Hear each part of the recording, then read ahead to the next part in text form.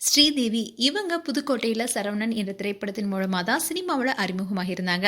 அதை தொடர்ந்து தான் இவங்களுக்கு ஸ்ரீகாந்த் நடிப்புல வெளியான கிழக்கு கடற்கரை சாலை என்ற திரைப்படத்தில் நடிக்க வாய்ப்பு கிடைச்சது. ஒரு சில திரைப்படத்தில் நடித்திருந்த நிலையில பெரிய அளவுல அதை தொடர்ந்து சினிமா வாய்ப்புகள் வராத காரணத்தினால இவங்க சன் டிவில ஒளிபரப்பான செல்லமடி நீ எனக்கு என்ற சீரியல் மூலியமா சின்ன திரையில அடி எடுத்து வச்சாங்க. இதை தொடர்ந்து தான் இப்ப ஸ்ரீதேவி விஜய் டிவில மோதலும் காதலும் சீரியலும் அண்ட் பொன்னி சீரியலும் நடிச்சிட்டு வந்தாங்க. இந்த 2 சீரியலுமே நடித்து கொண்டிருந்த போதே 2லுமே அவங்க கர்ப்பமா இருப்பது போன்ற நடிச்சிட்டு இருந்தாங்க. கர்ப்பமான முதல் நாள்ல இருந்து குழந்தை பிறக்கிற முதல் வாரம் வரைக்கும் சீரியல்ல தொடர்ச்சியாவே நடிச்சிட்டு தான் வந்தாங்க. ஆனா ஸ்ரீதேவி மோதலும் காதலும் சீரியல்ல இருந்து மட்டும் விலகினாங்க.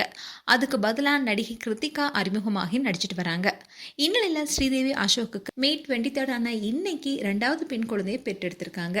இவங்களுக்கு ஏற்கனவே ஒரு பெண் குழந்தை இருக்காங்க. இவங்க பேரு சித்தாரா சிண்டாலா. ஸ்ரீதேவி முதல் குழந்தைக்கு கர்ப்பமா இருந்த போதும் ஆரம்பத்துல இருந்து குழந்தை பிறகுற வரைக்குமே அதிகமான போட்டோஷூட் எடுத்திருந்தாங்க.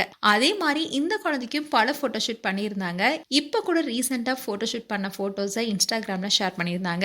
இந்நிலையில இந்த சந்தோஷமான தருணத்தை அவங்களோட ஃபேன்ஸுக்கு குழந்தையோட கைகளை போட்டோவை எடுத்து இட்ஸ் அ கேர்ள்னு இன்ஸ்டாகிராம் பேஜ்ல போட்டோவை ஷேர் பண்ணியிருக்காங்க. இதுக்கு ரசிகர்கள் பலரும் வாழ்த்துக்கள் சொல்லிட்டு வராங்க. மேலும் நியூஸ் கிளிட் சார்பா உங்களுக்கு வாழ்த்துக்கள் ஸ்ரீதேவி.